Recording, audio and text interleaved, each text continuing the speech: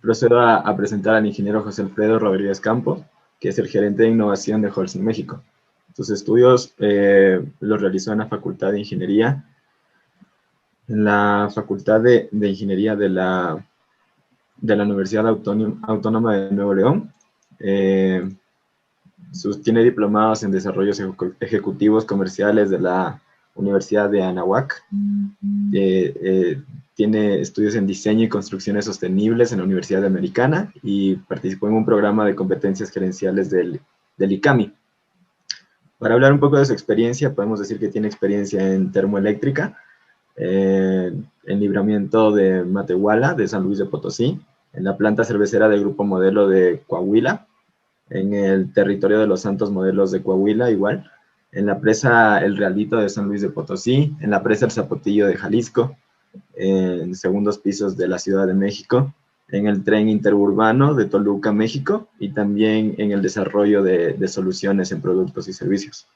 Con esto le doy la palabra al ingeniero José Alfredo, que nos dé una breve introducción y una presentación. Gracias, Javier. Muy buenos días a todos. Primeramente que nada, muchísimas gracias por la invitación y a todos los que se conectaron por darnos la oportunidad de compartir con ustedes un poco de lo que se está haciendo y de lo que se está moviendo en la industria de la construcción, particularmente relacionado a la tecnología del concreto y el cemento. Esperemos que sea de provecho y esperamos poder cumplir las expectativas que están esperando de este evento. Muchísimas gracias.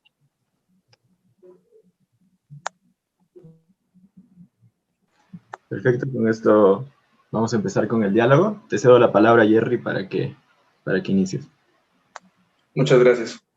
Bueno, empezaremos incitando el diálogo con una pregunta para el ingeniero José Alfredo, y de ahí me gustaría que tuviera una réplica del ingeniero Cristian Velasco.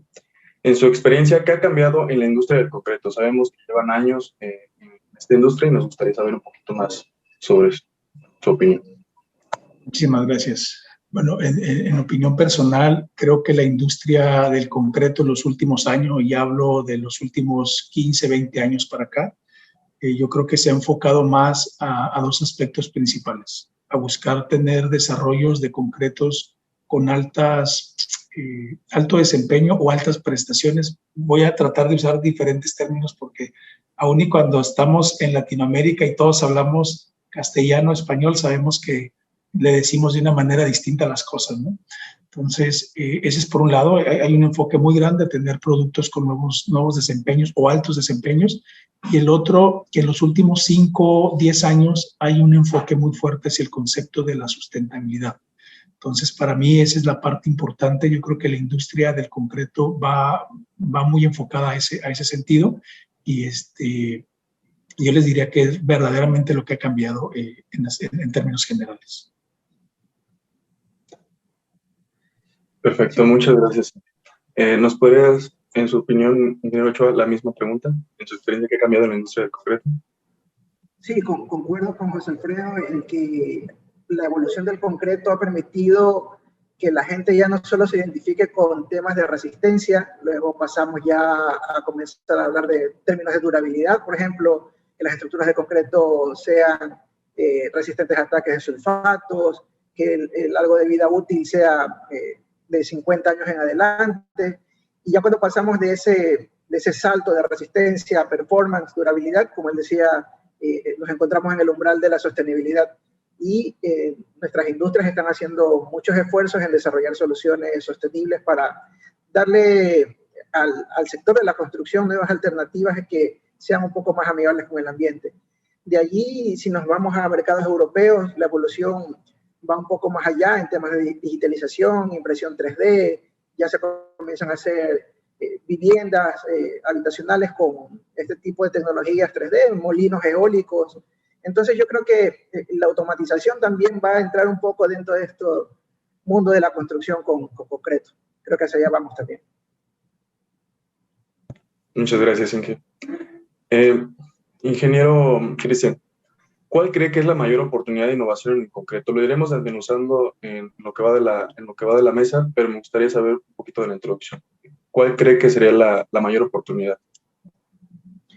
Bueno, yo creo que la mayor oportunidad que tenemos ahora es desarrollar soluciones en concreto que vayan hacia la carbono neutralidad. Es un desafío muy grande, pero dentro de nuestros objetivos al 2030 hay una ambición muy fuerte en desarrollar este tipo de concretos y tecnologías hacia la neutralización de las emisiones de CO2, y yo creo que ese es un gran paso y un desafío que tenemos ahora en la industria. Perfecto, ingeniero.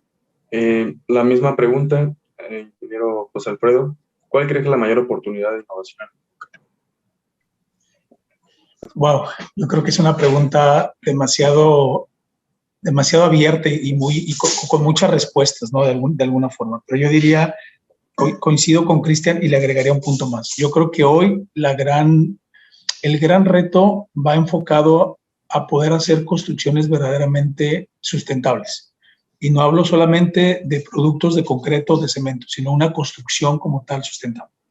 Y por otro lado, el que todos los actores, y aquí de pronto pido disculpas por si digo algo que no le guste a alguien de los que nos esté viendo, que todos los actores se encaminen hacia el mismo objetivo. Y hablo desde la academia, las construcciones, las reglamentaciones, las leyes gubernamentales, los especificadores, diseñadores, los fabricantes de concreto, cemento, que todos realmente vayamos hacia un solo objetivo, que es construir verdaderamente pensando en las comunidades, pensando en las personas que van a estar viviendo allá.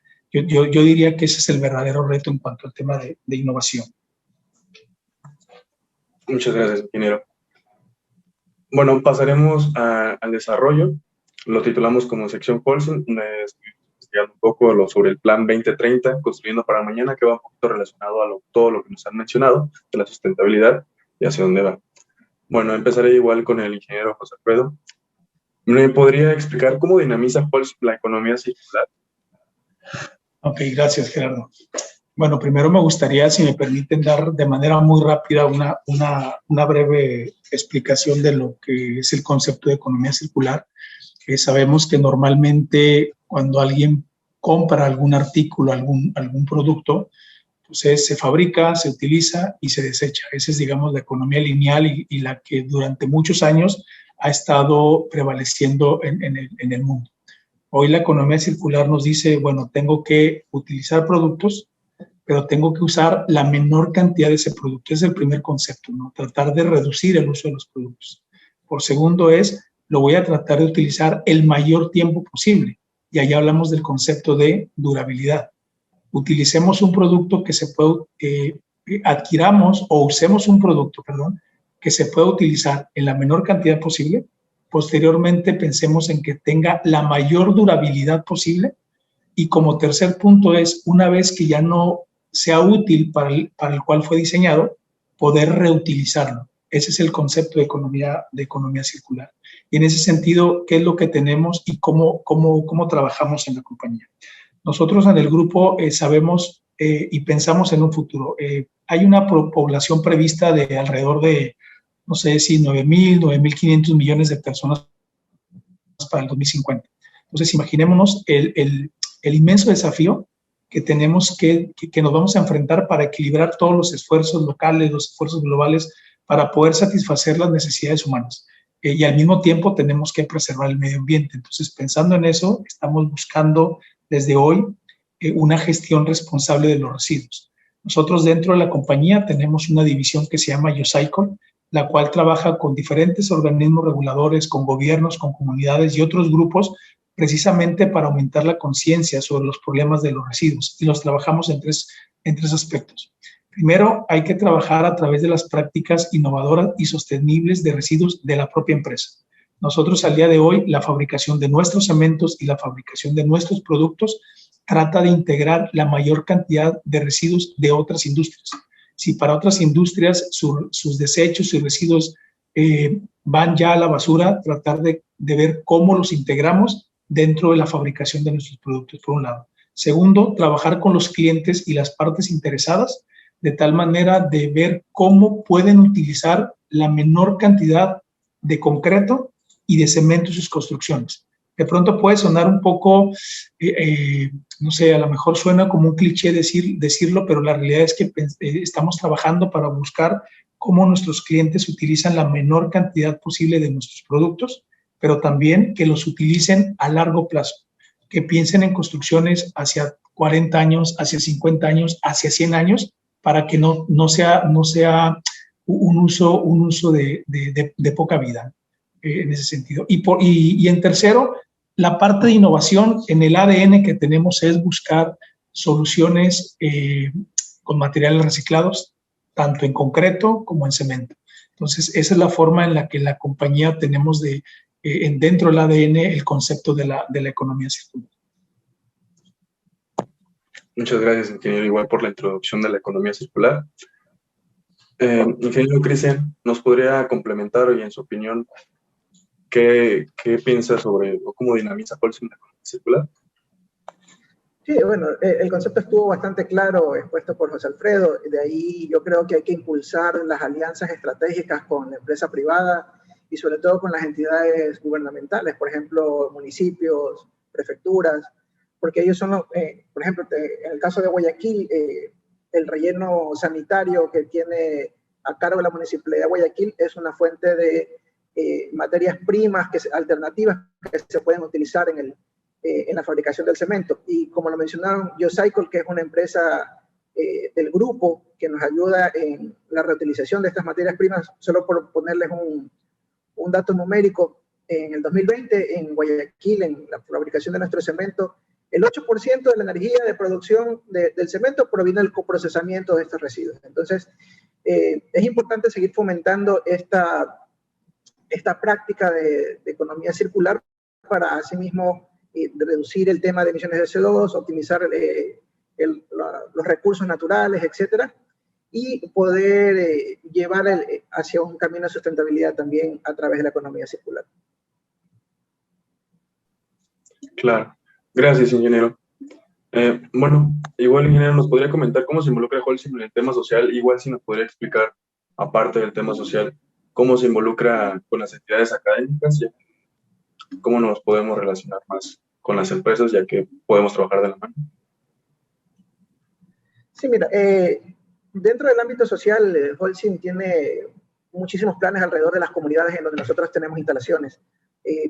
Te puedo comentar en el caso de Ecuador, hay un plan que se llama Supérate, que está destinado para que las personas que se dedican a la albañilería y a la construcción mejoren sus habilidades, conozcan un poco más desde el punto de vista técnico el uso y el aprovechamiento de los materiales de la construcción, etc. Entonces, de esa manera nos involucramos con la sociedad en el caso del plan Supérate. Con respecto a la cercanía con las entidades académicas, las universidades, tenemos un vínculo bastante fuerte con ellas a través de capacitaciones y sobre todo tenemos un plan de pasantías. Es decir, nosotros nos acercamos a las universidades, les comentamos cuáles son nuestras áreas en las que las universidades pueden colaborarnos con estudiantes y ellos dentro de su pensum dedican parte a estar en la academia y otra parte ya poniendo en práctica esos conocimientos dentro de la industria. Entonces nosotros tenemos pasantías en el área, por ejemplo, de cemento, control de calidad, concreto, laboratorio, y de esa manera los estudiantes van ya involucrándose en la industria antes de egresar o de graduarse. Entonces eso es una manera de que ellos vayan fortaleciendo sus conocimientos sin necesidad de esperar a que tengan un título universitario. Gracias, ingeniero. Le cedo la palabra al ingeniero José Alfredo. Ok, muchísimas gracias. Mira, yo quiero platicar el ejemplo de lo que trabajamos en México, ¿no? En México, el tema social lo vemos desde tenemos tres visiones, digamos. La primera es la visión que está establecida en el 2030, el plan 2030, que yo los invito, es público. Si entran a la plataforma del grupo lafarholcim.com, lo pueden descargar y pueden ver todo lo que tenemos y cuáles son nuestras ambiciones en este sentido. Entonces, trabajamos en tres temas. Primero, en los trabajos globales, y después voy a hablar de los trabajos o de los alcances locales.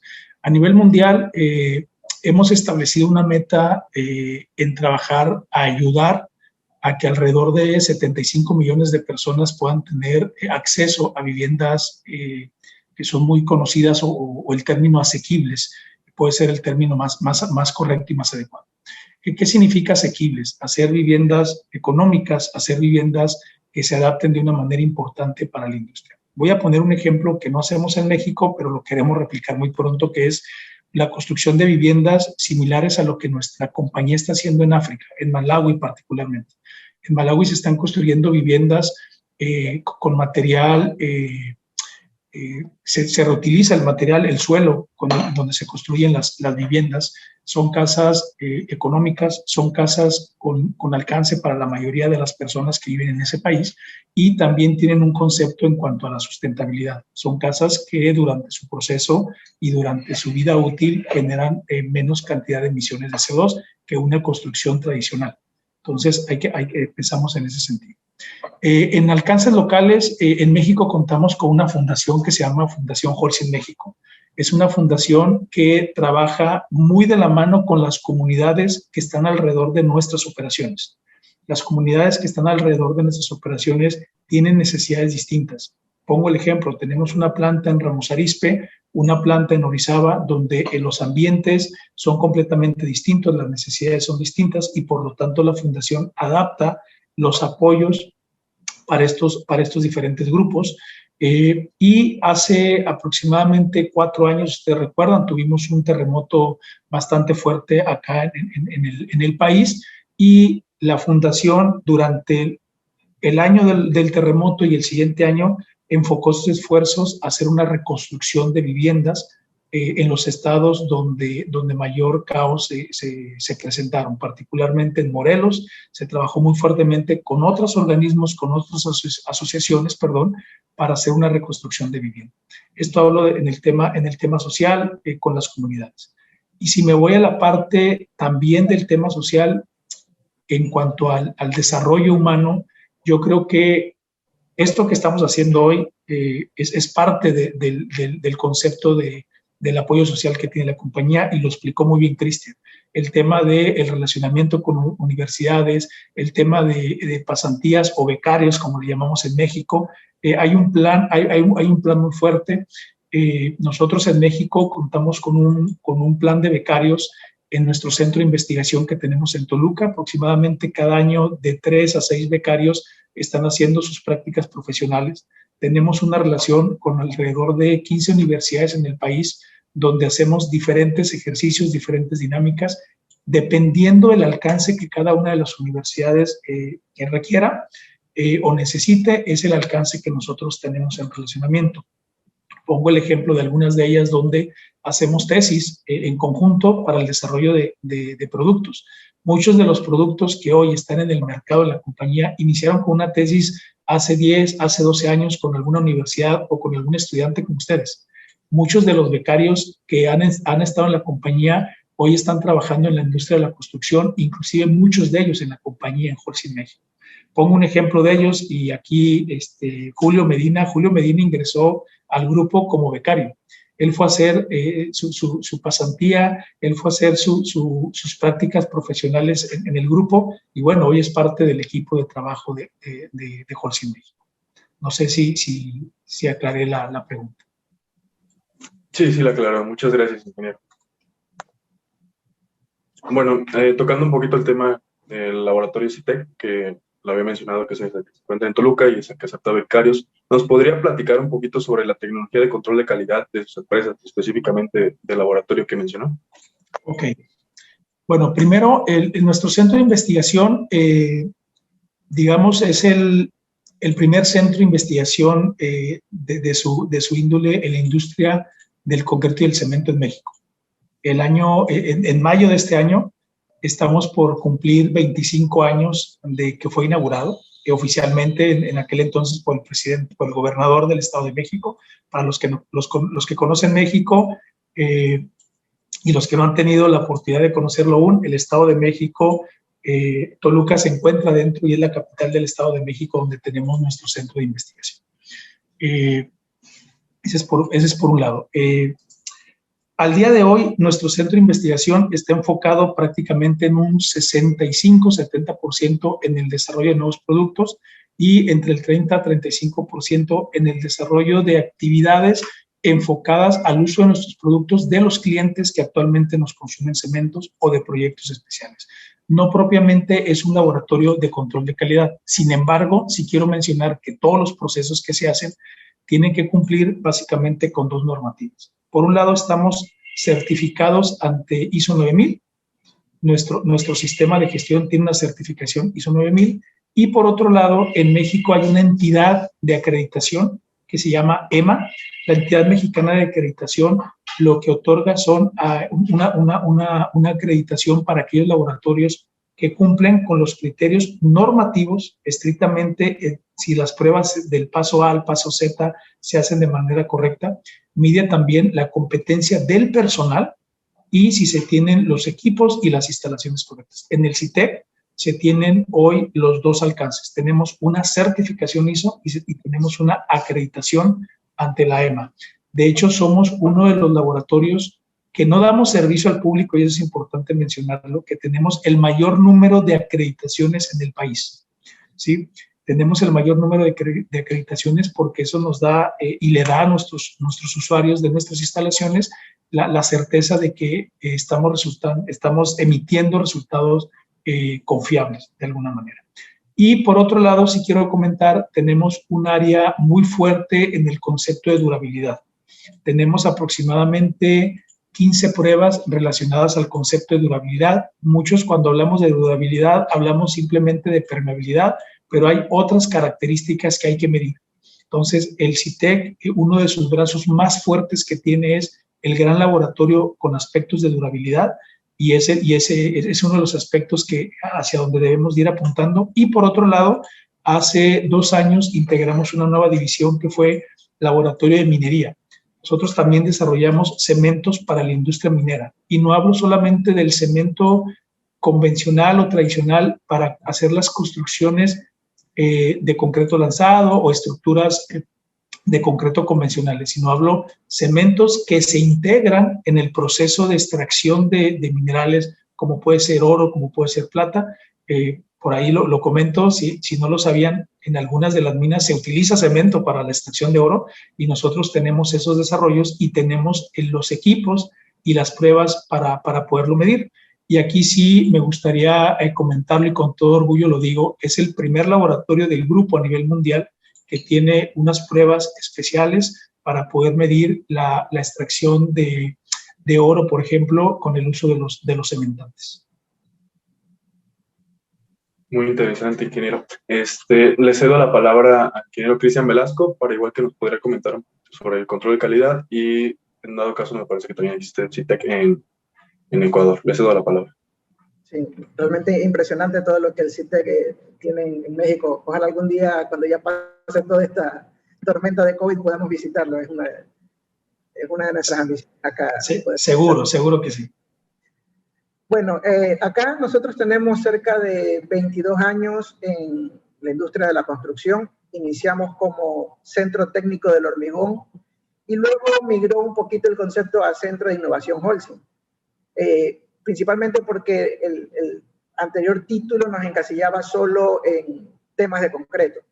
Y finalmente el grupo decidió hacer una evolución de esto, aprovechando que trabajamos mucho en desarrollo de soluciones tanto en cemento, de agregados para la construcción y de concreto. Entonces, esa evolución del nombre también nos permitió ampliar el panorama que ya lo veníamos haciendo en el desarrollo de lo que les comentaba. Por otra parte, nos encontramos en Guayaquil. Guayaquil es el principal puerto del Ecuador. Estamos en la zona costera. Tenemos un conjunto de técnicos enfocados en el desarrollo de soluciones en cemento y otro grupo de técnicos enfocados en el desarrollo de soluciones en concreto. Nuestro laboratorio, al igual que el CITEC, no presta servicio al público, es decir, no se cobra por hacer ensayos, sino que nos dedicamos mucho a la investigación y el desarrollo. Lo que sí es brindar soporte técnico en cuanto al uso de nuestras soluciones, acompañamientos en campo, desarrollo de pruebas, capacitaciones y también somos una especie de auditores de nuestras operaciones en Ready-Mix. En cuanto al control de calidad, nosotros nos encontramos siempre en la búsqueda de que todas nuestras operaciones sean lo más eficientes posibles, que se cumplan los planes de calidad, que se cumplan los planes con respecto a las materias primas, a la optimización de los diseños de mezcla, etcétera. Y nosotros somos una especie de auditores dentro de nuestras operaciones para el tema del Ready-Mix. Por otra parte, nosotros tenemos implementado dentro de nuestro laboratorio un sistema de conectividad que nos permite estar en contacto con nuestros clientes. Justamente cuando evolucionamos del Centro Técnico del Hormigón al Centro de Innovación Holcim, ya hace unos 4 años aproximadamente, ya contábamos con un sistema de conectividad. Entonces, esto, cuando nos llegó el COVID, fue una herramienta que nos permitió dar asesoramiento en línea a todos nuestros clientes a nivel nacional desde el laboratorio. Es decir, a nosotros nos envían los agregados, nos envían los materiales y nosotros podíamos transmitir en vivo cómo desarrollábamos sus soluciones, cómo probábamos sus distintos agregados con nuestras soluciones de cemento. Podían ver en tiempo real la fluidez, el asentamiento, roturas, etcétera. Y eso nos mantuvo cerca de nuestros clientes, sobre todo en esta época del COVID.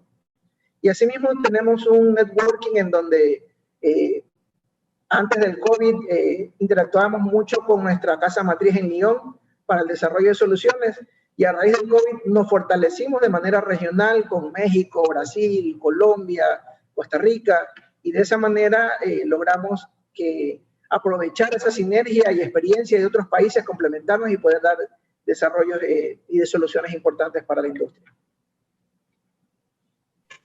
Muchas gracias, ingeniero. Bueno, cederé la palabra a Javier. Ahorita hablaremos sobre construcciones y nos gustaría saber un poquito de su experiencia. Igual los invito a los que nos están viendo, si tienen alguna pregunta en lo que va de la plática, podrían ponerla ahí en la caja de preguntas y al final daremos un espacio para contestarlas. Adelante, Javier. Bueno, hasta el momento creo que llevamos una charla súper interesante de todo lo que realiza Holcim México y Holcim Ecuador, por lo que en base a esto también me gustaría tratar sobre las construcciones emblemáticas que hemos tenido en cada país y que han estado también participando Holcim dentro de estas. Por lo que me gustaría empezar con el ingeniero Cristian. Voy a mencionar un poco de los 2 proyectos interesantes que hemos sacado de la página de Holcim mismo, donde tenemos un apartado de soluciones Holcim, un proyecto de innovación, donde además de compartir todas las obras que participa Holcim, hay un breve resumen que lo voy a leer. Por ejemplo, tenemos el resumen de la aerovía de Guayaquil. Voy a compartir pantalla para que se pueda visualizar. Tenemos aquí la aerovía de Guayaquil. Bueno, la aerovía de Guayaquil es el proyecto de movilidad más grande de la ciudad de Guayaquil, que reducirá el viaje de Guayaquil-Durán en 15 minutos y abordará más de 40.000 pasajeros al día. La construcción de esta estructura se realiza con un tipo de hormigón personalizado para resolver las exigencias técnicas de una obra de esta magnitud. Por lo que, en base a esto, me gustaría darle paso al ingeniero Cristian que nos comente más de esta obra. Disculpa, creo que dejaste de presentar, Javier. Sí, ya vuelvo a compartir. Disculpa. Gracias. Bueno, como lo comentó Javier, este sistema masivo aerosuspendido se desarrolló alrededor del año 2018, 2019, se lo inauguró el 21 de diciembre del 2020. Consta de 154 cabinas que se desplazan alrededor de 13, 14 metros sobre el río Guayas, que es el río más caudaloso y ancho que tenemos acá en la costa. Y de allí transportan a la gente desde Durán hacia el centro de la urbe. Y está conformado por 27 torres o pilones, que son los que soportan la estructura de las torres que sostienen los cables. Y precisamente es aquí donde nosotros intervenimos en la cimentación de estas torres con un concreto de 35 megapascales, pero con el desafío de controlar su temperatura de curado. Estas cimentaciones llevan un volumen de concreto importante y aquí fue sustancial poder hacer el desarrollo tanto en laboratorio como en ya la puesta en obra, utilizando herramientas de modelación térmica con software para poder simular el comportamiento del concreto dentro de esa estructura masiva, primeramente para poder definir el contenido de cemento, su interacción con los aditivos y mantenerlo controlado durante el tiempo de hidratación del cemento.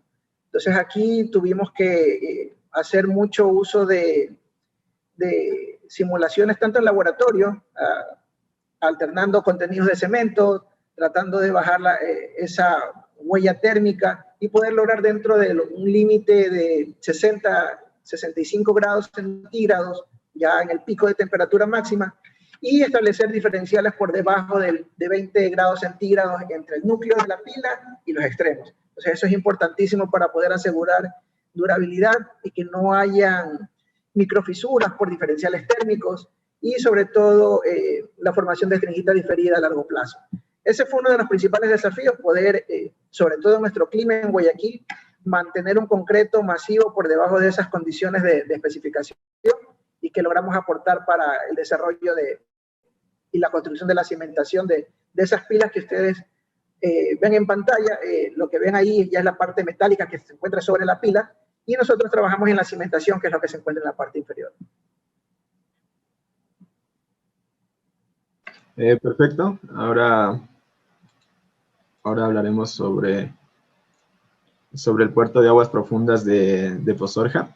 Voy igual a dar una breve explicación de este proyecto, el cual en la página de Holcim nos dice que es uno de los puertos más relevantes del país que potenciará el comercio mundial. Este cuenta actualmente con un muelle de 400 metros de longitud, una carretera de 20 kilómetros de acceso directo al puerto y capacidad de recibir naves de hasta 15.000 TEUs. Con esto le doy paso al ingeniero Cristian para que nos comente más acerca del proyecto. Sí, bueno, esta es una obra de gran envergadura, con una inversión aproximada de 1.200 millones de dólares, con una concesión de 50 años, con expectativas de convertirse en uno de los puertos de la costa oeste más importantes de Latinoamérica. Aquí el enfoque y el soporte de Holcim Ecuador fue integral, es decir, hubo un acercamiento temprano en el proyecto para dar un asesoramiento en cuanto al tipo de cemento a utilizar en esta obra portuaria. Se proveyó de una planta en sitio, el desarrollo de dosificaciones. Al inicio del proyecto se enviaba concreto desde Guayaquil hacia Pozorja, con una distancia en tiempo de recorrido del mixer de alrededor de 3 horas, con un clima que tranquilamente puede llegar a los 39-40 grados centígrados. Entonces, era un reto bastante grande poder mantener las condiciones de concreto fresco, de temperaturas, asentamientos durante ese recorrido, utilizando tecnología de aditivos, cementos con bajo calor de hidratación, aditivos que permitan mantener la trabajabilidad. Entonces, hubo una investigación bastante fuerte y se pudo proveer para los primeros pilotes los envíos desde Guayaquil. Son 120 kilómetros de traslado, entonces ustedes entenderán el tiempo, el calor y la distancia que cómo influyen en mantener el concreto en estado fresco.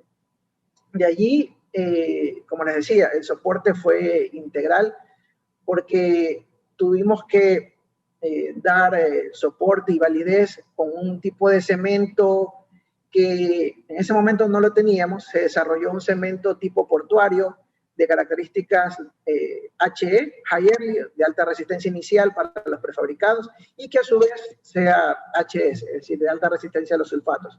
Porque obviamente los pilotes que sostienen el puerto van a estar en contacto con el agua de mar. Había una presencia importante de sales de sulfato más los cloruros, y como estamos promoviendo que en nuestros países que son de escasos recursos las estructuras tienen que tener una durabilidad de 50 años en adelante, era importantísimo asegurar que el concreto tenga la durabilidad esperada, y bueno, Holcim participó con el desarrollo de este cemento Holcim portuario para asegurar la calidad de los mismos.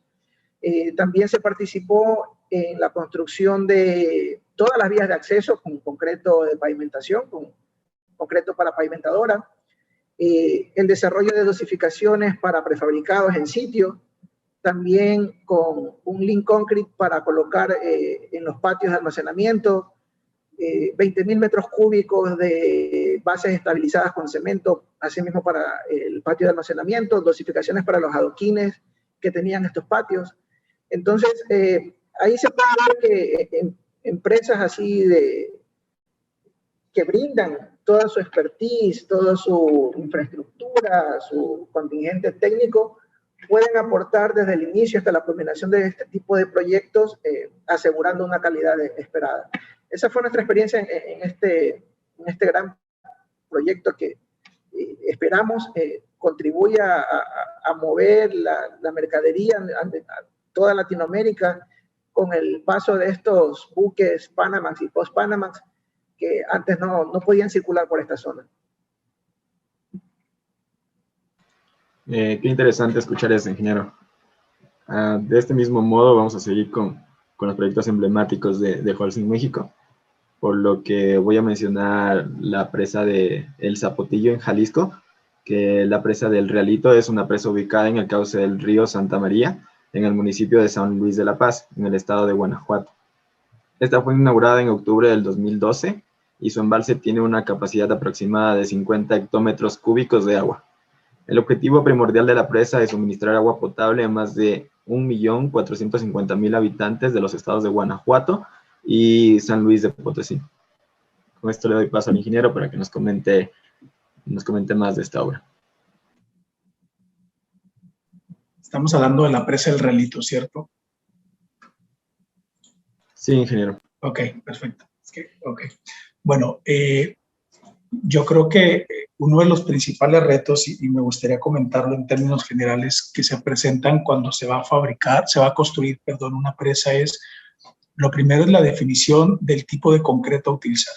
En este caso, tanto la presa del Realito como la presa del Zapotillo, una en Jalisco y otra en San Luis Potosí, fueron realizadas con una tecnología que se llama concreto compactado con rodillo, que es un concreto que de alguna manera tiene consumos de cemento bajos, porque en combinación con los consumos de cemento y con la tecnología de compactación, logramos la resistencia y la estabilidad que se requiere.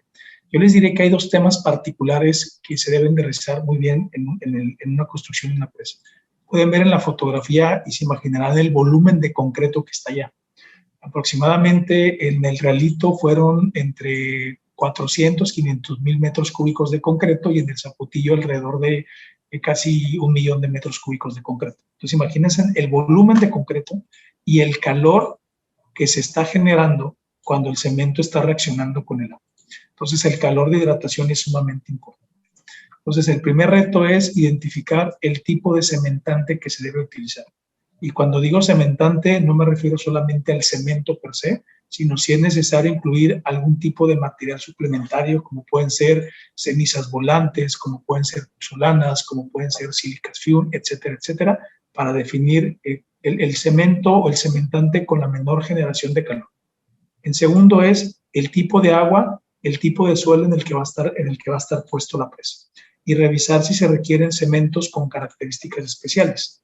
En estos casos fue necesario utilizar cementos con resistencia a los sulfatos, porque al final el agua que va a pasar por ahí y el suelo tiene una agresividad muy fuerte hacia el cemento, y también nos encontramos con que se necesitaban cementos con una protección hacia la reactividad álcali agregado.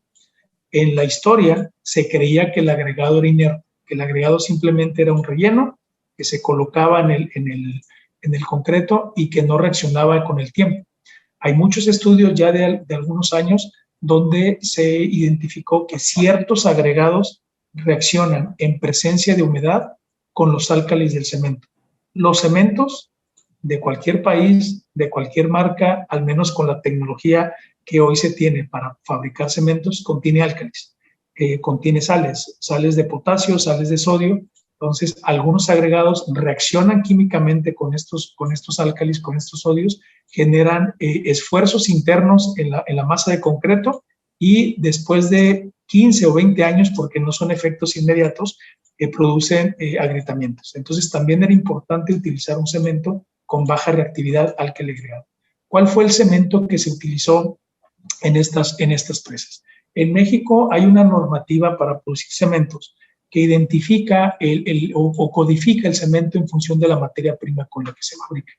Nosotros acá utilizamos, el proyecto requirió un cemento identificado como CPEG, que es un cemento Portland de escoria granulada de alto oro.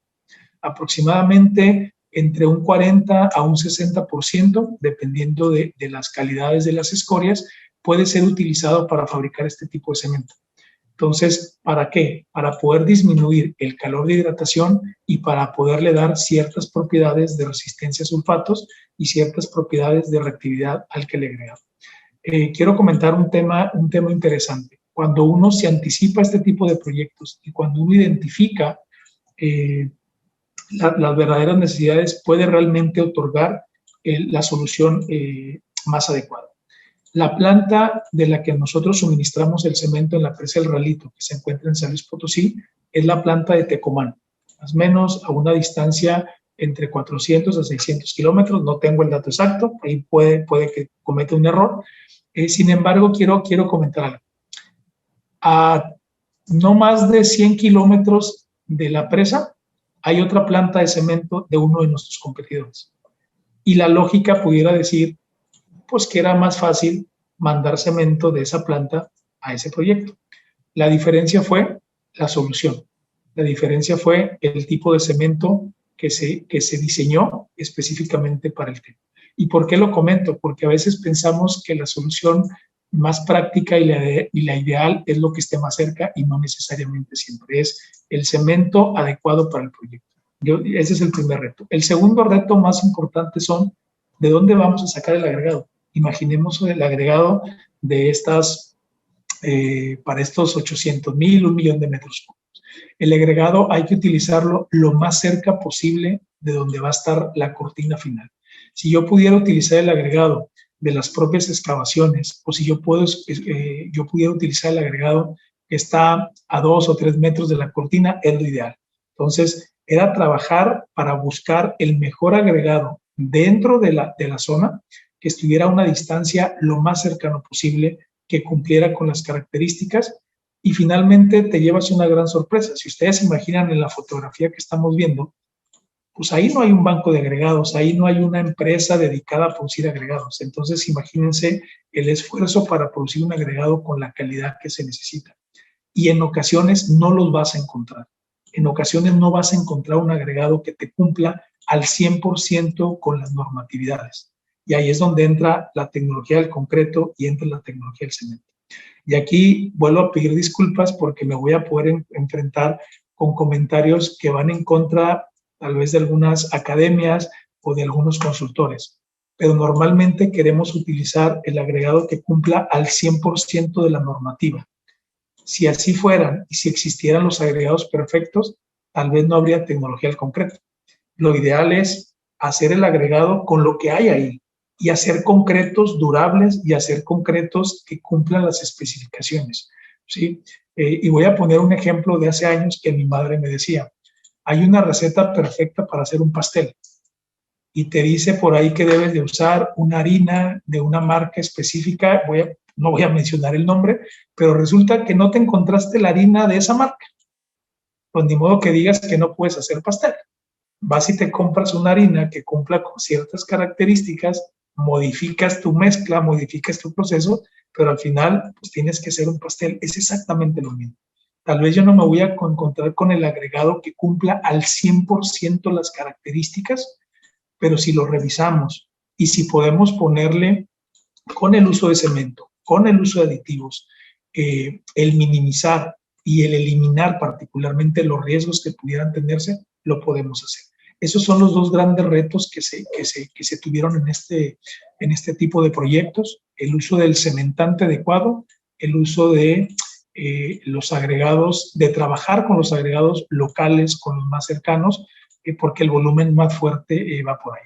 Y un tercer tema que no nos compete de manera directa a nosotros, porque somos usuarios de ellos, es el uso de aditivos. El uso de aditivos. A veces se piensa que un aditivo para el uso de concreto convencional puede servir para un concreto compactado con rodillo. Aquí nada más para que nos demos una idea. Estas presas se construyen colocando concreto en aproximadamente capas entre 25 a 50 centímetros, dependiendo de cómo se proyecte.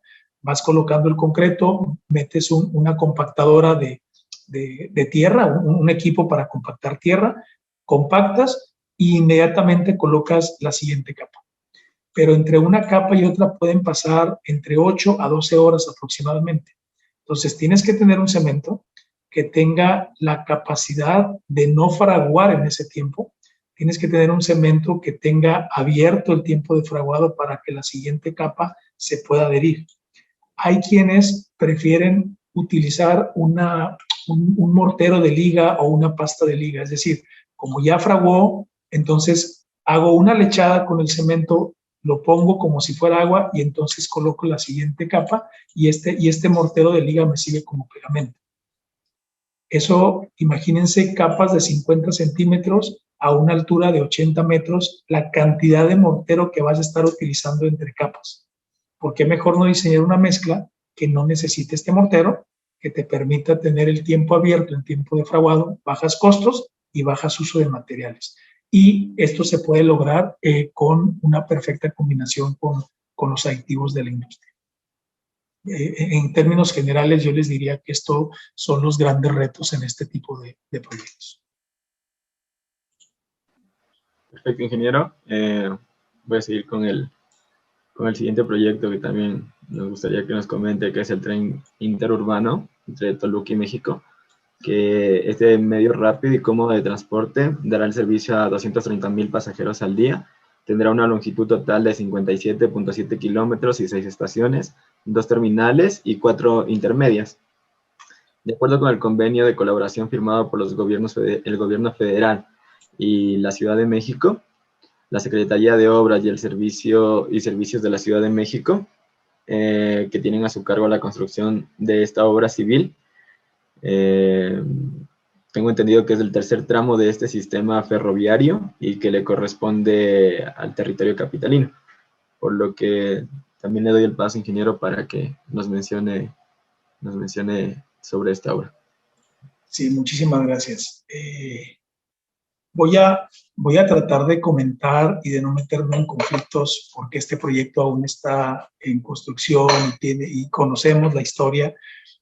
Ha habido muchos problemas para poderlo terminar por diferentes aspectos sociales, aspectos de impacto ambiental, etcétera, etcétera. Pero bueno, me voy a enfocar al tema del concreto. Yo creo que uno de los grandes retos que se vio acá fue el uso de los, insisto, y a lo mejor puedo ser repetitivo, pero en ocasiones cuando se proyecta o se hace el proyecto de alguna obra, se piensa en resistencia, en capacidades mecánicas, en temas estructurales, y en ocasiones, al final, nos acordamos de los impactos de durabilidad que pudiera tener el concreto ya en el sitio. Los que conocen por dónde va a pasar el tren interurbano en la zona de Toluca, hay un río muy cerca por ahí que se llama el río Lerma. El río Lerma, desafortunadamente, es uno de los ríos más contaminados. Yo me atrevería a decir, yo creo que es el más contaminado de México y no sé si sea de los más contaminados del mundo. Entonces, imagínense los ácidos, los sulfatos y todo lo que existe en esas aguas. Y al final el río, el agua empieza a permear en el suelo, empieza a contaminar el suelo y empieza a generar un suelo agresivo para cualquier cosa que podamos comer. Inclusive, cuando se empezaron a hacer algunas excavaciones, se encontraron algunos drenajes que prácticamente ya no existía la estructura de concreto ni de acero. O sea, oye, aquí existe un drenaje, entonces vamos a excavar y resulta que ya la tubería no existía y que el agua de drenaje pues estaba drenando particularmente en el terreno. Entonces, eso le iba a pasar a las columnas del tren interurbano si no se tomaban las adecuaciones y si no se hacían las modificaciones. Y el gran reto fue precisamente convencer a todos los actores que se debiesen de utilizar en algunas zonas, no estoy hablando de todo el tren interurbano, en algunas zonas en específico, concretos de alta durabilidad, con prestaciones distintas, con dosificaciones distintas en cuanto a consumos de cemento, con uso de cementantes especiales. Y ahí trabajamos muy fuerte para poder hacer estas modificaciones en conjunto con todos los stakeholders de este proyecto. El segundo, el tema de cimentaciones masivas. Hubo algunas cimentaciones en algunas fases del proyecto donde las cimentaciones tenían alrededor de 300, 400 metros cúbicos. De alguna forma, también requeríamos cementos con bajo calor de hidratación, con control de temperatura. En algunos casos se llegó a utilizar hielo para poder bajar la temperatura del concreto y para poder bajar el calor que se estaba generando. Y imagínense la cantidad de acero que se utilizó en muchos de estos elementos estructurales, como columnas, en algunas traves y en las mismas cimentaciones. Entonces se tuvo que hacer uso de un concreto con alta fluidez, no alto revenimiento, como algunas veces lo podemos confundir, sino alta fluidez, concretos prácticamente que eran medidos no con un revenimiento, sino con una extensibilidad. Los que conocen o han visto la prueba de revenimiento sabemos que es un cono y medimos cuánto baja el nivel del concreto y con eso medimos la fluidez. La extensibilidad se mide de manera horizontal cuánto se extiende el concreto para que pueda ser colocado. Entonces tuvimos que combinar concretos con alta fluidez, con alta cohesión para que se pudieran colocar bien y no hubiera segregación, concretos con características especiales en cuanto a calor de hidratación y resistencia a sulfatos y resistencia a suelos. Y hubo dos casos particulares, uno en la zona de Lerma y uno en la zona de Toluca, donde ya en el proyecto se tuvieron que hacer modificaciones a las resistencias de los concretos porque no se podían colocar las columnas a la distancia como estaba proyectado, ¿no? Realmente en el proyecto, bueno, aparecen ciertas columnas a cierta distancia, pero resulta que en algunos tramos, pues esas columnas quedaban exactamente en vialidades que hoy existen y que no se podían simplemente eliminar. Entonces, hubo algunos elementos que se tuvo que modificar la resistencia y se llegaron a resistencias entre 700 a 1000 kilos por centímetro cuadrado para poder hacer de dos columnas un solo elemento y que pudiera tener la misma capacidad. Sin embargo, no, ahorita lo platico muy rápido, ¿no? Bueno, en vez de dos, pues dejemos una. No, se tuvo que hacer todo un diseño estructural para hacer modificaciones porque las prestaciones del concreto iban a ser distintas en estos tramos y los esfuerzos y las deformaciones también iban a ser distintas. Entonces, y aquí llego con esto, que de pronto hay un proyecto, una especificación, sin embargo, en el camino seguramente nos vamos a encontrar con realidades completamente distintas. Al llegar al suelo, al llegar a ver el terreno, al llegar a ver que hay algunas vialidades que no se pueden modificar y hay tramos en los que inclusive, y muchos lo conocen y es público este tema que voy a comentar, donde pues se tenían que adquirir ciertos suelos para poder hacer pasar el tren por ahí, ¿no? Entonces, pues imaginemos que si esto no estaba ya finiquitado, pues puede ser que de pronto digan, tenemos que hacer modificaciones a los trazos de los proyectos porque pues simple y sencillamente no se pudo adquirir el derecho de vía de una zona, ¿no? Entonces, siempre en todos los proyectos vamos a tener que ir adaptándonos a las necesidades y a los constantes cambios que se están presentando día a día. Perfecto, ingeniero. Me parece algo súper interesante que hemos comentado hoy. Con esto creo que voy a pasar a las conclusiones. Entonces le voy a pedir igual ahora al ingeniero José Alfredo, como terminó, que en su opinión, ¿a dónde cree que va dirigido o dónde va encaminado la industria del concreto? Muchísimas gracias, Javier. Comencé la charla mencionándolo. Yo creo que hay dos aspectos fundamentales hacia donde tiene que apuntar la industria de la construcción en general, no solo el concreto. Y discúlpeme si me enfoco a la industria de la construcción, porque hay varios actores y no me gustaría separarlos. Tenemos que pensar en hacer construcciones sustentables. Sí o sí, todas las construcciones que hagamos tenemos que tener eso en la cabeza. Y por ahí voy a contestar por ahí una pregunta que nos dicen, y si me permiten de una vez, porque me gustaría aprovechar el espacio, donde hacen una pregunta si realmente si es correcto hablar de concreto sostenible, ya que se sabe que el cemento tiene una generación de gases de efecto invernadero de manera importante, y nos preguntan cuál pudiera ser a partir de cuándo podríamos llamarle concretos sostenibles. A mí me gustaría comentarlo. Cuando hablamos de construcción sustentable, no hablemos solo de productos, hablemos de diseño arquitectónico, de diseño estructural, de procesos constructivos, de materiales y del uso de la edificación. Yo creo que si logramos cubrir todas esas fases, realmente podemos tener construcciones sustentables.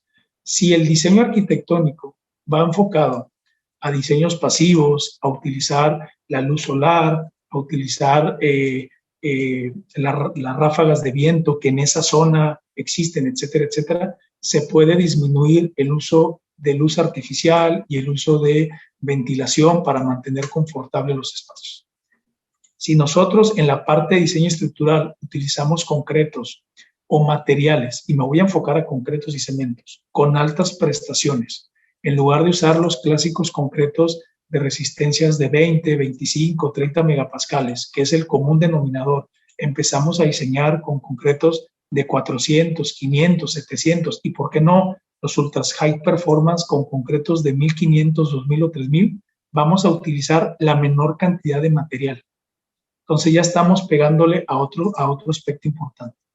Y si utilizamos materiales durables, como es el concreto, que te puede durar 50, 70, 100, 150 años, entonces realmente estamos haciendo edificaciones que si yo mido el impacto ambiental desde su concepción hasta su vida útil y yo calculo el impacto ambiental que puede tener esta edificación y la comparo contra un diseño tradicional, lo comparo con materiales tradicionales y con materiales que tal vez, y aquí voy a hacer, tal vez voy a causar un poquito de ¿cómo decirlo? Y bueno, creo que es importante para las preguntas que puedan venir.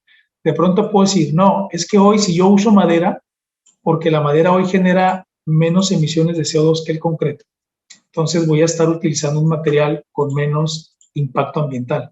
Sí, pero lo estamos viendo en material con material y no en durabilidad.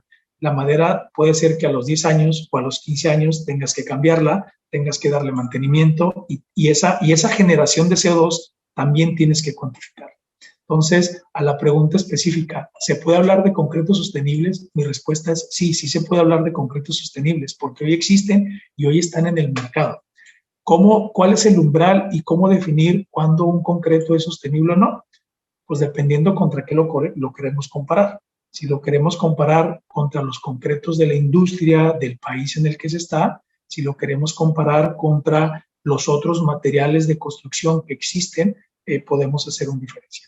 Entonces, ¿hacia dónde tenemos que llevar la industria de la construcción? Hacia construcciones sustentables. Y ahí nos tenemos que sumar todos los actores. Primero, la academia. Y aquí a mí me gusta mucho hablar de la academia porque ahí es donde debemos de iniciar. Yo desconozco si hoy todas las carreras de ingeniería civil y de arquitectura tienen una materia que se llama diseño sustentable o construcción sustentable.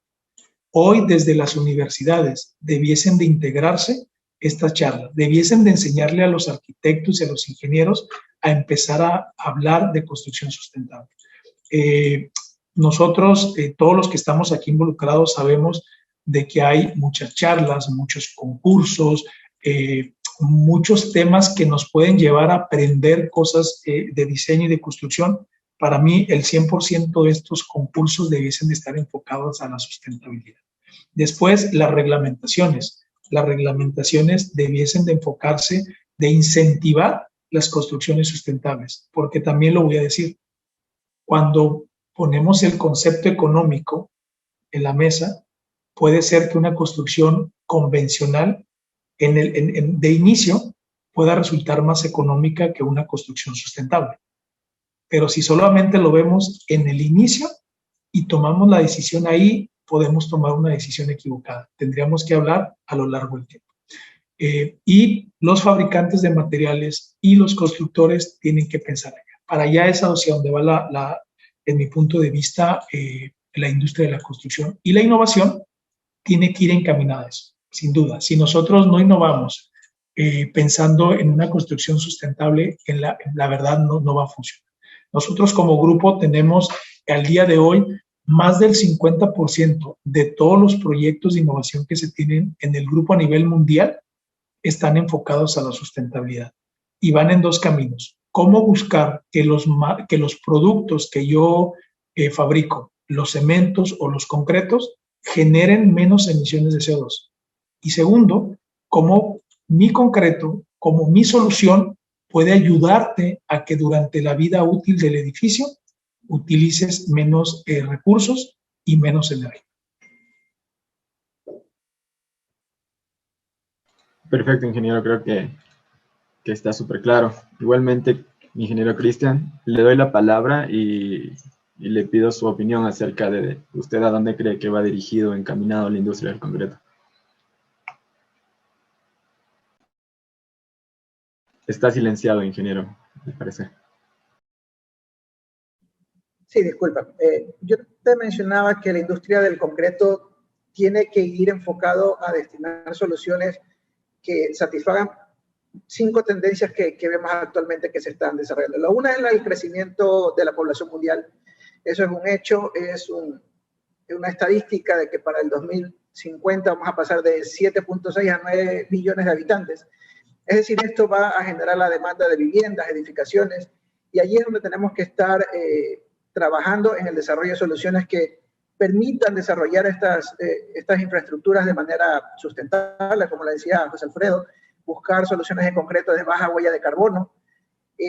También una de las tendencias es el desarrollo de urbanizaciones y megaciudades.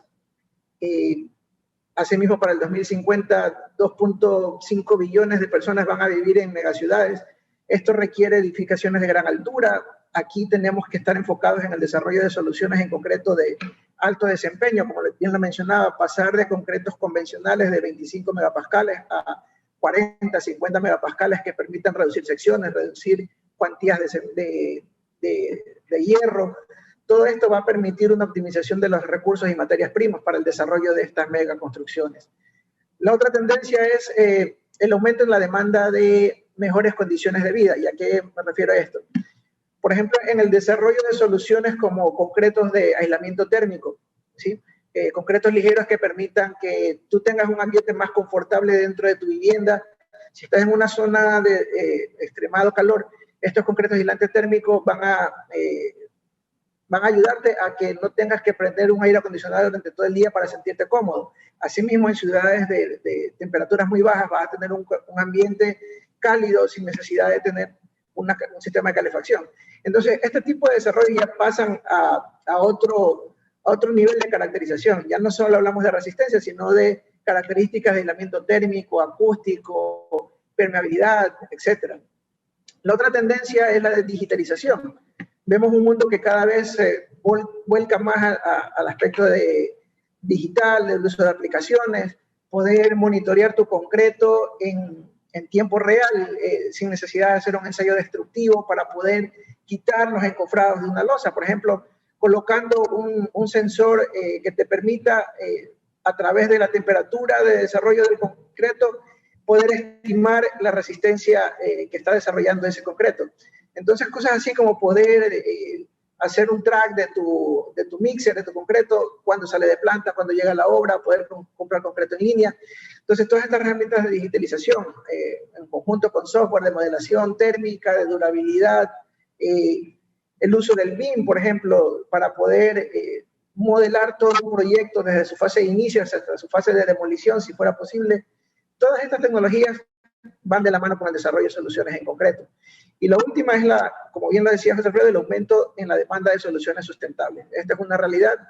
A raíz del Acuerdo de París, en el año 2015, todas las naciones, un grupo importante de naciones, se ven abocadas a firmar convenios, estrategias, políticas para la reducción de la huella de carbono en distintos ámbitos.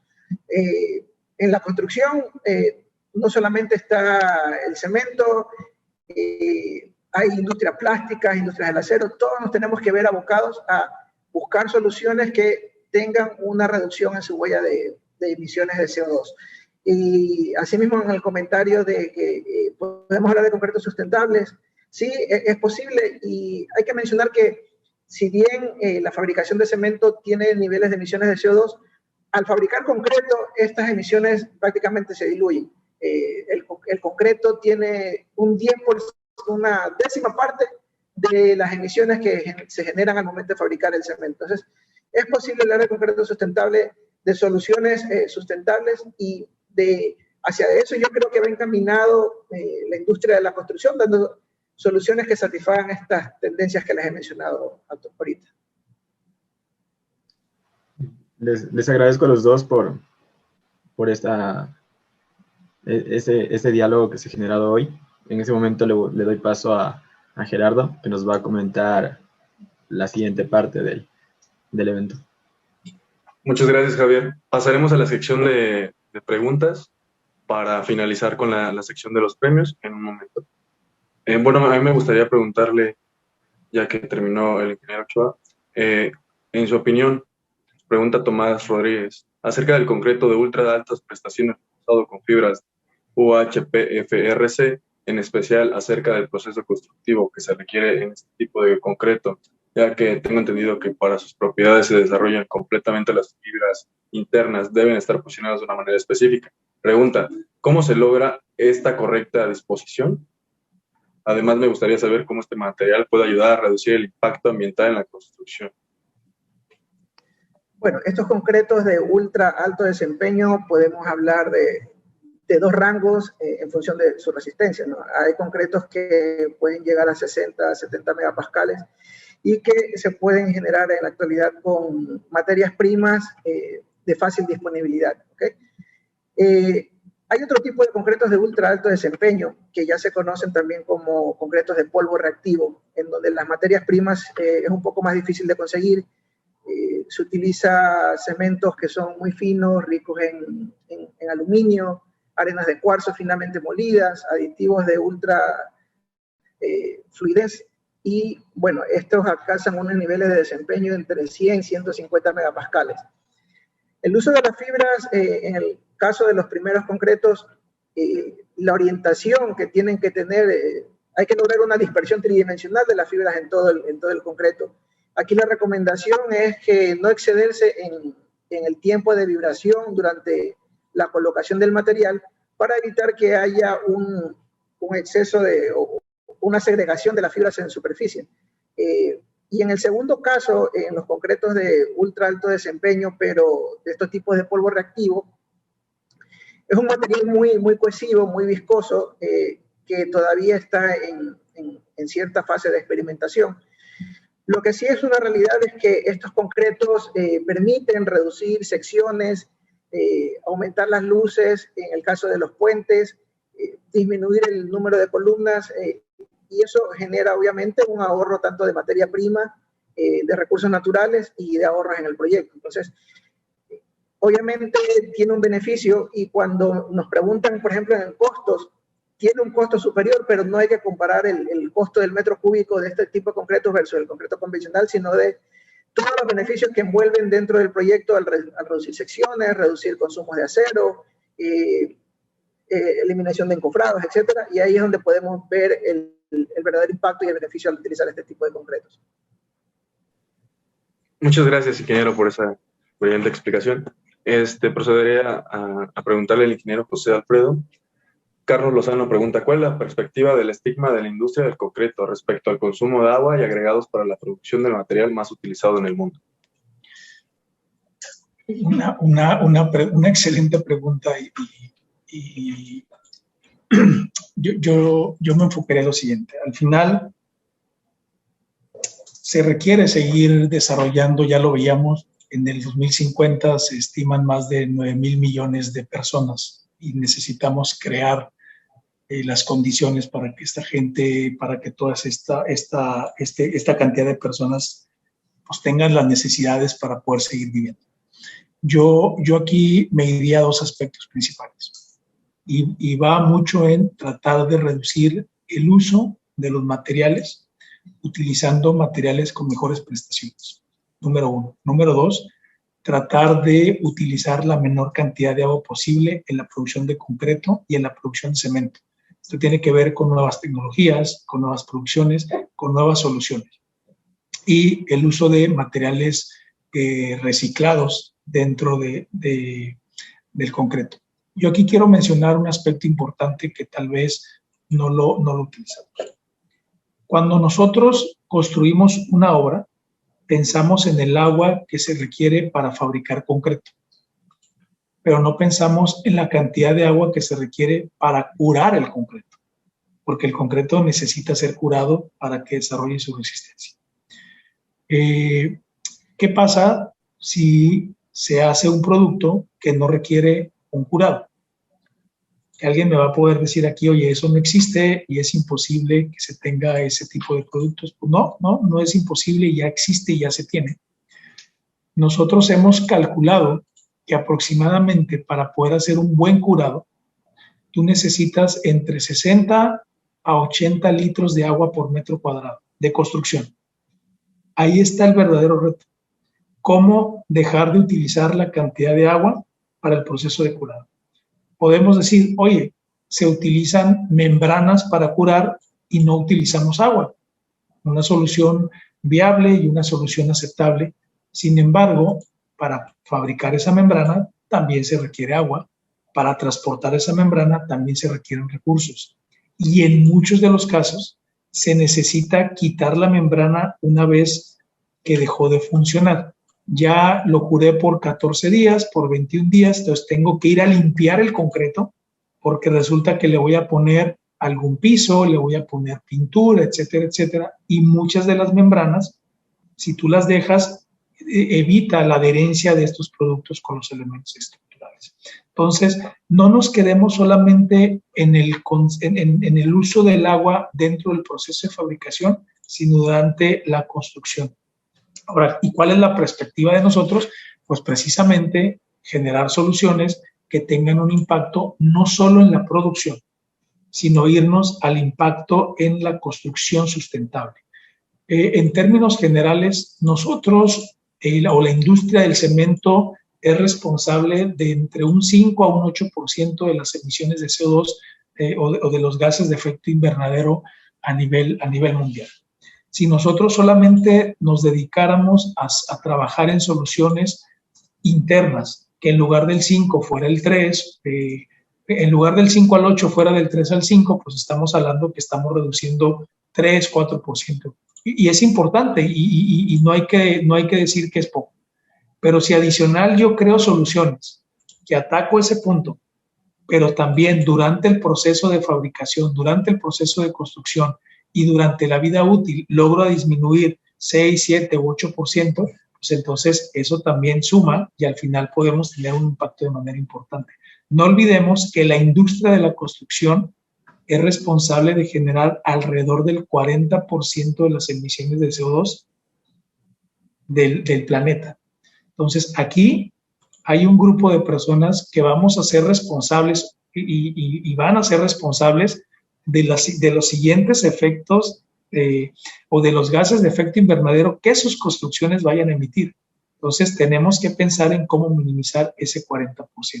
Entonces, la perspectiva, yo les diría en términos generales, es producir concretos con la menor cantidad de agua, sí, producir concretos que en el uso evite el uso de agua y, ¿por qué no?, empezar a utilizar materiales reciclados. Y no solo hablo de agregados reciclados, porque a veces pudiéramos tener en la cabeza los desechos de demolición, los convierto en agregado y lo utilizo dentro de la fabricación de un concreto nuevo.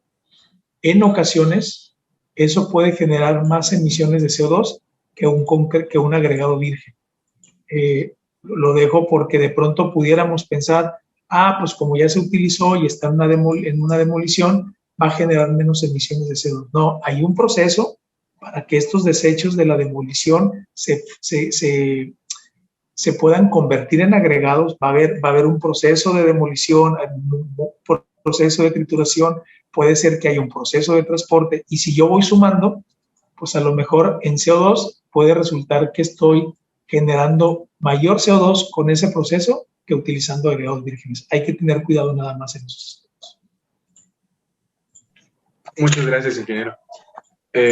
Bueno, un comentario de Jessica Vázquez: excelentes temas de diálogo, sobre todo las explicaciones claras sobre la economía circular, el concreto sustentable. Saludos cordiales al ingeniero Rodríguez y al ingeniero Velasco por parte del capítulo estudiantil de ACI, Universidad Central de Ecuador.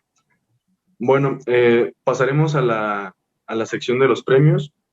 Vamos a presentar un video corto donde se explicará un poco la dinámica.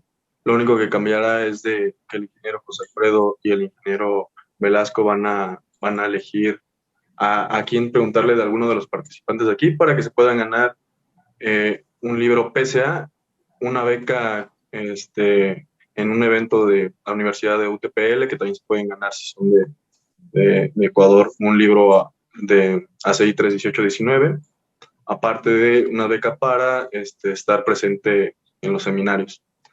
Julio, ¿me puedes presentar el video, de favor? Claro, vamos a proyectar.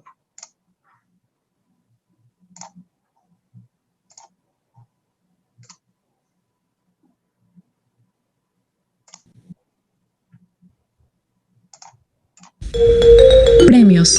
En este punto de la mesa de diálogo tenemos una dinámica para todos ustedes. Hemos puesto los nombres de todos los participantes en la app Sorteos, la cual elegirá un participante al azar. La persona elegida deberá presentarse, decir de qué país nos acompaña y el nombre de su universidad y capítulo al que pertenece. Se le realizará una pregunta basada en las ponencias y los ponentes considerarán su respuesta como correcta o incorrecta. Si logra acertar, se llevará premios como un código ACI 31819 o una beca para el congreso organizado por la Universidad Técnica Particular de Loja de Ecuador en el mes de julio. Mucha suerte a todos y gracias por participar en Sábados Latinoamericanos de Concreto. Muchas gracias. Bueno, cederé la palabra al ingeniero José Alfredo para que elija a alguno de los participantes y Julio me haga el favor de abrir. Claro, con gusto. Bueno, primero una disculpa para quien vaya a elegir. La verdad es que debieron de haberlo elegido entre Gerardo y Javier, pero nos pasaron ahí un poquito el tema. Voy a buscarlo de manera muy rápida.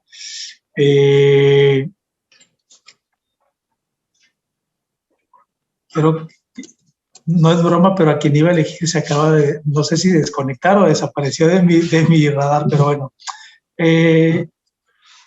Veo ahí a alguien que se llama Emilia Aguirre. A ver, Emilia, si nos ayudas a levantar la mano para poder... Exacto, listo. Listo, solo ayúdanos a desbloquear tu micrófono, por favor. Creo que ya está, ¿no?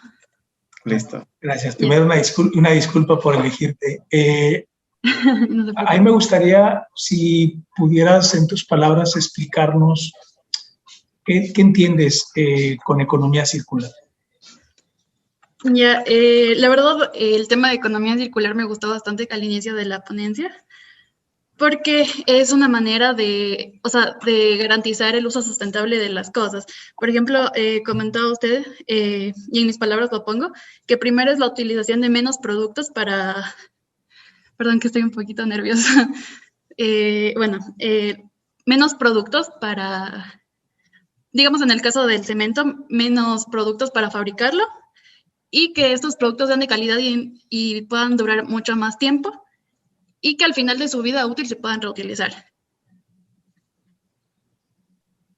Perfecto, Emilia. Creo que lo explicaste mejor que yo. Dinos tu nombre completo, de dónde nos acompañas, etcétera, etcétera. Sí, creo que eso tenía que decir al principio. De verdad, disculpas, es que estoy un poco nerviosa. Ya, mi nombre completo es María Emilia Aguirre Abril, como el mes. Soy de Ecuador y pertenezco a la Universidad Técnica Particular de Loja y estoy en la carrera de arquitectura, en 6º ciclo. Perfecto, muy bien. Muchísimas gracias, Emilia. La respuesta es correcta, Gerardo y colegas. Emilia, pues felicidades. Te acabas de ganar un libro PCA. Nos estaremos comunicando contigo para coordinar lo del envío. Y le cedo la palabra a Javier para que... Bueno, perdón, le cedo la palabra al ingeniero Cristian Velasco, que igual si nos podría hacer el favor de elegir una al azar.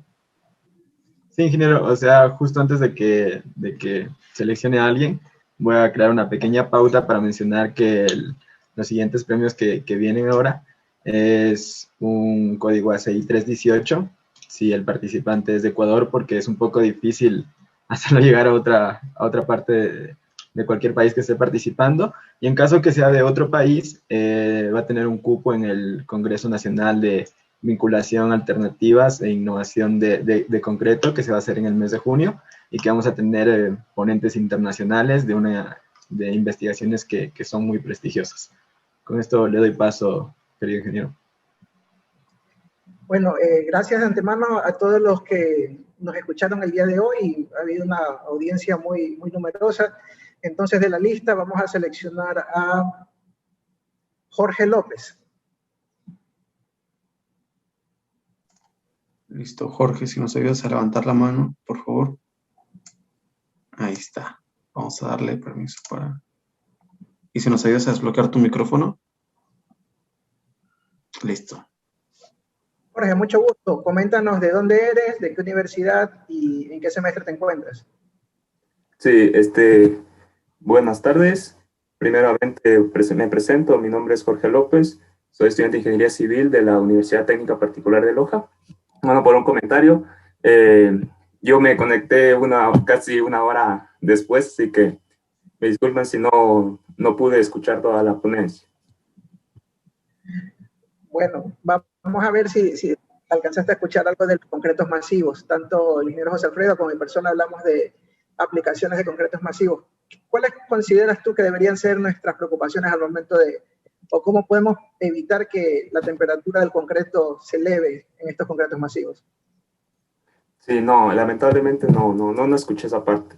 Yo me conecté cuando estaba el ingeniero José Alfredo terminando su ponencia. Entonces, en ese caso podemos elegir a alguien más, tal vez. Sí, me disculpen y le damos una oportunidad a algún compañero que estuvo desde el inicio. No hay ningún problema. Podemos hacer algo y podemos pedir que levanten la mano a todos los que sean de otro país, porque al momento ya ha salido alguien de la Universidad Técnica Particular de Loja, para poder dar paso a ellos. Así los que sean de otro país y les gustaría ganarse un cupo para un congreso, pueden levantar la mano tranquilamente. La misma pregunta, ¿cuáles son las consideraciones que tomarían para elaborar un concreto masivo? Y a ver quién se anima. A ver, está Catherine y Catherine. A ver, vamos a darle la palabra. No, ya bajó la mano. Pero ahí está, nuevamente. Démosle la palabra ahí, que fue la primera que hizo. Sí. Listo, Catherine. Ahí está. Creo que todo buenas tardes. Bueno, acá son tardes, ¿no? Mi nombre es Catherine García.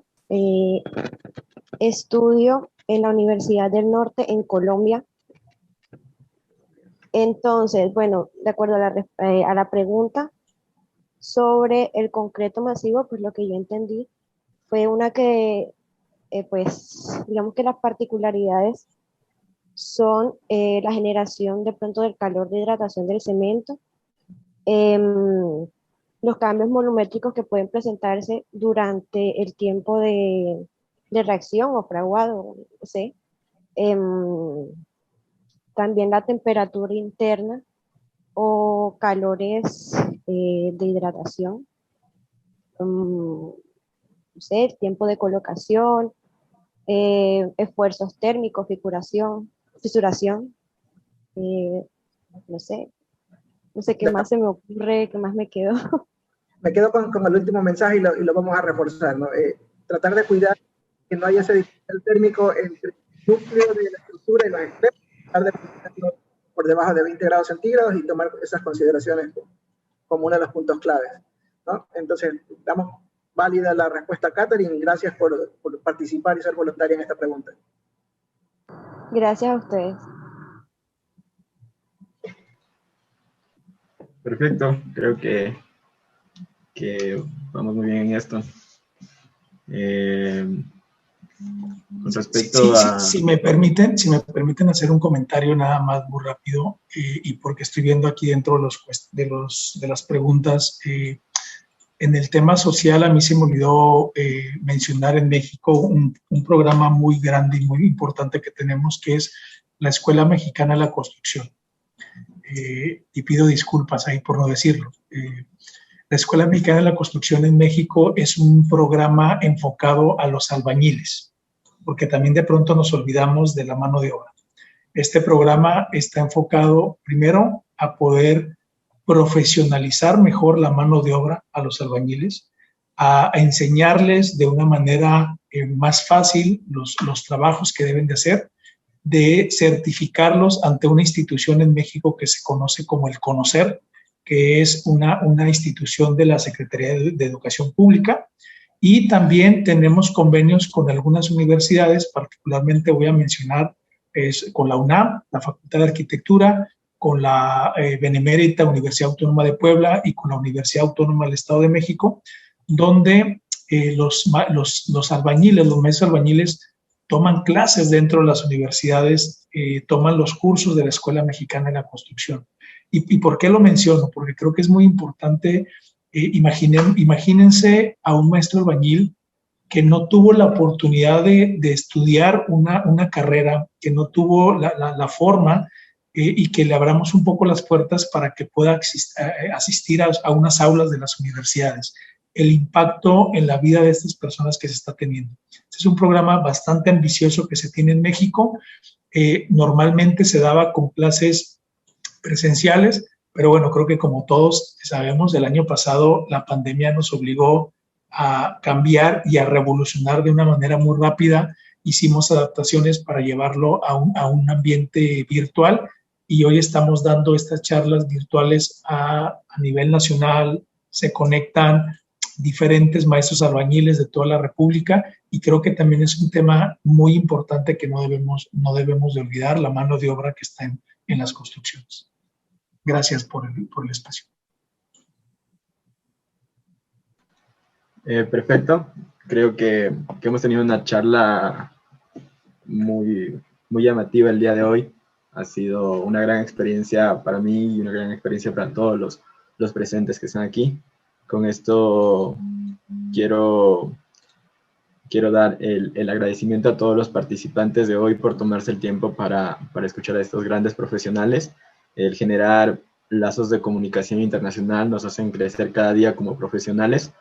Además, quiero comentarles que los certificados o constancias, como se denominan en cada país, se van a entregar los días lunes después de cada sábado latinoamericano de concreto, y les llegarán a sus correos con el que se inscribieron.